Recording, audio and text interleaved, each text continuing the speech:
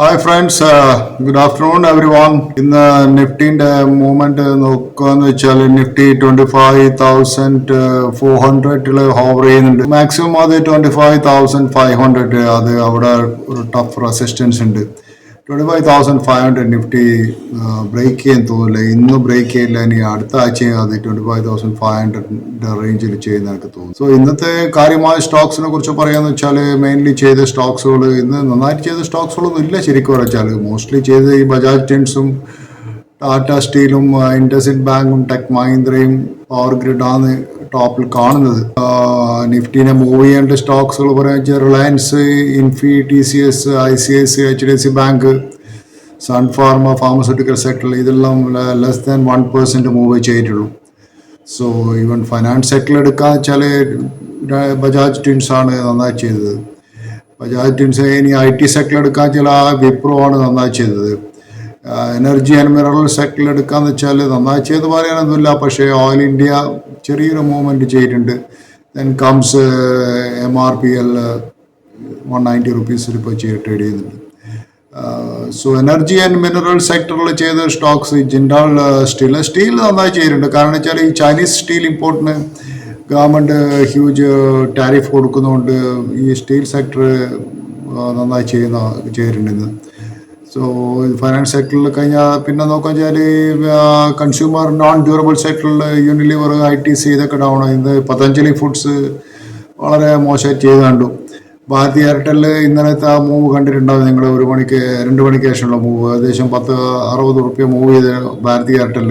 അതുപോലെ ഇന്നലെ ഞാൻ നിഫ്റ്റിനെ കുറിച്ച് പറയാം. നിഫ്റ്റി നിങ്ങൾ നോക്കണം, എത്ര കോൾ റൈറ്റേഴ്സിൻ്റെ എല്ലാം പൈസ എല്ലാം നഷ്ടപ്പെട്ടിട്ടുണ്ടാവും. കാരണം വെച്ചാൽ ഒരു ഹാഫ് ആൻ അവറിൻ്റെ ഉള്ളിൽ നിഫ്റ്റി മൂവ് ചെയ്ത് ഹ്യൂജ് മൂവാണ് ചെയ്തത് ജസ്റ്റ് 2 മണിക്ക് ശേഷം. അതൊരു ഇൻഫ്ലേഷൻ്റെ ഡാറ്റ റിലീസ് ചെയ്തുകൊണ്ടും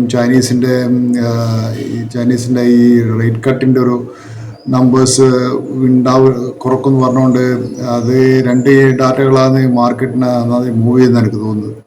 പക്ഷേ ഒരു വല്ലാത്ത മൂവായിരുന്നു. കാരണം ഇന്നലെ കോൾ റൈറ്റേഴ്സിനൊക്കെ റിയലി ബ്ലഡ് ബാത്ത് തന്നെയായിരുന്നു മാർക്കറ്റിൽ. അത്രയും ഒരു ബാഡ് ഡേ ആയിരുന്നു ഉണ്ടായിരുന്നത് റൈറ്റേഴ്സിനെ കുറിച്ച് പറഞ്ഞാൽ. പക്ഷേ പുട്ട് റൈറ്റേഴ്സിൻ്റെ book the profit also. But again വല്ലാത്തൊരു വാലൻ മൂവായിരുന്നു അതിലുണ്ടായിരുന്നത്. സോ ഇന്നിപ്പം Coal India is also not doing well, Zomato is not doing well. Market overall അങ്ങനെ ഇന്ന് ചെയ്തതായി കാണുന്നില്ല. പക്ഷേ ഞാനൊരു സ്റ്റോക്ക് ഇന്നലെ 2 സ്റ്റോക്ക് പറഞ്ഞ് ഞാൻ ഇന്നലെ I will come back to their സ്റ്റോക്കേക്ക്. ഒന്ന് ഞാൻ പറഞ്ഞ എൻ്റെ വീഡിയോ ഇന്നലെ കണ്ടിട്ട് മനസ്സിലാവും. വരുൺ ബീവറേജസും ബാലാജി ആഗ്രോ എന്നുള്ള കമ്പനി ലിസ്റ്റ് ചെയ്ത കമ്പനി. ഞാൻ ഇന്നലെ ബാലാജി ആഗ്രോ പറയുമ്പോൾ 92 റുപ്പീസ്, ഇപ്പോൾ ചെയ്യുന്നത് 102 റുപ്യാണ്. അതുപോലെ വരുൺ ബീവറേജസ് ഇന്നലെ പറഞ്ഞത് ഓൾമോസ്റ്റ് 622 സമയത്താണ് ബൈ പറഞ്ഞത്. ഇന്നിപ്പോൾ ചെയ്യുന്നത് ഓൾമോസ്റ്റ് 688 വരുന്ന മാക്സിമം പോയിന്റ് ഓൾമോസ്റ്റ് ചെയ്യുന്നത് 660 ചെയ്യുന്നുണ്ട് വരുൺ ബീവറേജ്. ഈ 2 സ്റ്റോക്കാണ് ഞാൻ ഇന്നലെ റെക്കമെൻഡ് ചെയ്തിട്ടുണ്ടായിരുന്നത്. So both stocks gained almost നല്ലൊരു ഗെയിൻ കൊടുത്തിട്ടുണ്ട്. പിന്നെ അഡാനീൻ്റെ ഇന്നത്തെ റിപ്പോർട്ട് ഞങ്ങൾക്ക് കേട്ടിട്ടുണ്ടാവല്ലോ. അഡാനിനെ കുറിച്ച് ഒരു സ്വിസ് പ്രോസിക്യൂട്ടർ അവരെ $330 മില്യൺ അവർ ഫ്രീസ് ചെയ്തിട്ടുണ്ടെന്ന് പറഞ്ഞ സ്വിസ് ബാങ്ക്സ് അഡാനിൻ്റെ. അതെന്തോ മണി ലോണ്ടറിങ് ഇൻവെസ്റ്റിഗേഷൻ നടക്കുന്നുണ്ടെന്നാണ് പറഞ്ഞത്. പക്ഷേ അഡാനി ഗ്രൂപ്പ്സ് അത് ഡിനൈ ചെയ്തിട്ടുണ്ട്. സോ അതാണ് ഇന്നത്തെ ഒരു ന്യൂസ് ഉണ്ടായിരുന്നത്. പിന്നെ വേറൊരു ന്യൂസ് ഞാൻ കണ്ടതെന്ന് വെച്ചിട്ടുണ്ട്, കഴിഞ്ഞ ആഴ്ച ഈ വാറൻ ബഫറ്റ് 94 വയസ്സായ അയാളെ partner Charlie Munger already is dead. So ബഫറ്റിന് ശേഷം ആരാണ് ഈ കമ്പനി നയിക്കുന്നത് എന്നുള്ള വലിയൊരു ക്വസ്റ്റ്യൻ മാർക്കായിരുന്നു. അത് വളരെ ക്ലിയർ ആക്കിയിട്ടുണ്ട് അയാൾ പറഞ്ഞു ഗ്രെഗ് അബെൽ എന്ന് പറഞ്ഞൊരു ബെർക്ഷയറിൻ്റെ വൈസ് ചെയർമാൻ തന്നെ റൺ ചെയ്യും. അയാൾ നോൺ ഇൻഷുറൻസ് ഓപ്പറേഷൻസ് റൺ ചെയ്യുന്ന ആളായിരുന്നു. ബഫറ്റിനെയൊക്കെ 94 വയസ്സായി കഴിഞ്ഞു. അപ്പോൾ പണ്ട് കാലത്ത് റൂമർ ഉണ്ടായിരുന്നു, നമ്മളെ ഇന്ത്യക്കാരനൊരു അജിത് ജെയിൻ എന്ന് പറഞ്ഞ ആൾ വാറൻ ബഫറ്റിൻ്റെ വലിയൊരു എന്താ പറയുക ട്രസ്റ്റ് വർത്തി പേഴ്സൺ ആയിരുന്നു. അതുപോലെ അയാൾ one of the top executive ആയിരുന്നു. അയാളായിരിക്കും ഈ കമ്പനി ലീഡ് ചെയ്യാൻ പോകുന്നുള്ള ഒരു റൂമർ ഉണ്ടായിരുന്നു മാർക്കറ്റിൽ. പക്ഷേ ബഫറ്റ് തന്നെ വന്നിട്ട് പറഞ്ഞു ഈ നെവർ വാണ്ട് ടു റൺ ബെർക്ഷയർ എന്നുള്ള ന്യൂസ് വളരെ ക്ലിയറായി പറഞ്ഞിട്ടുണ്ട്. പക്ഷേ അജിത് ജെയിനെ പറഞ്ഞപ്പോൾ എന്താ ഞാൻ പറയാനുള്ള കാരണം, അജിത് ജെയിൻ ഇന്നലെ ബഫറ്റിൻ്റെ ബെർക്ഷയർ ഹാത്വേൻ്റെ എല്ലാ ഷെയർസും അയാൾ ഹോൾഡ് ചെയ്ത് വിറ്റ് കഴിഞ്ഞു. ബഫറ്റിൻ്റെ ഈ ബെർക്ഷയർ ഹാത്വേൻ്റെ ഷെയർ പ്രൈസ് ഇപ്പോൾ ചെയ്യുന്നത് 695,418 ഒരു ഷെയറിൻ്റെ വിലയുണ്ട്. സോ നിങ്ങൾ ആലോചിക്കണം എത്രമാത്രം ആ ഷെയർ അപ്രിഷിയേറ്റ് ചെയ്യുന്നു. അയാൾ വിറ്റത് ഏകദേശം 139 മില്യൻ്റെ ഷെയറാണ് മാർക്കറ്റിൽ വിറ്റത്. സോ അങ്ങനെ അജിത് ജെയിൻ ബുക്കുമ്പോൾ പറഞ്ഞതെന്ന് വെച്ചാൽ അയാൾ വിചാരിക്കുന്നത് ബെർക്ഷയർ ഹാത്വേ ഓൾമോസ്റ്റ് ഫുള്ളി വാല്യൂഡ് ആയി കഴിഞ്ഞെന്ന് പറഞ്ഞു. അത് ഓൾമോസ്റ്റ് 1 ട്രില്യൺ മാർക്ക് ക്രോസ് ചെയ്ത് കഴിഞ്ഞു ബഫറ്റിൻ്റെ ഈ ബർക്ഷർ ഹാത്വേ. സോ അതാണ് വലിയൊരു ന്യൂസ് ഉണ്ടായത്. പിന്നെ വേറൊരു കാര്യം പറയാന്ന് വെച്ചാൽ നമ്മളെ ഈ സെനറ്റർ JD വാൻസ് എന്ന് പറഞ്ഞ റിപ്പബ്ലിക്കൻ വൈസ് പ്രസിഡന്റൽ നോമിനിയാണ് JD വാൻസ്. അപ്പോൾ അയാൾ പറഞ്ഞൊരു കാര്യം എന്ന് വെച്ചാൽ ഈ ആപ്പിൾ കമ്പനീനെ കുറിച്ചിട്ട് പറഞ്ഞത്, ആപ്പിൾ കമ്പനി ഒരു ഈവിൾ കമ്പനിയാണ്, ഞങ്ങളിനി ഈ എല്ലാ അമേരിക്കൻ ജോബ്സും പുറത്തുനിന്ന് ചെയ്യുന്ന എല്ലാ ജോബ്സിനെയും ഹെവിയായി ടാക്സ് ചെയ്യും ഈ കമ്പനീനെ. ആപ്പിൾ എന്ന് വെച്ചാൽ ചൈനീസിലെ ചീപ്പ് ലേബർ ഉപയോഗിച്ച് സ്ലേവ് ലേബർ എന്ന് അയാൾ പറഞ്ഞത്, ആ വാക്ക് ഉപയോഗിച്ചത്.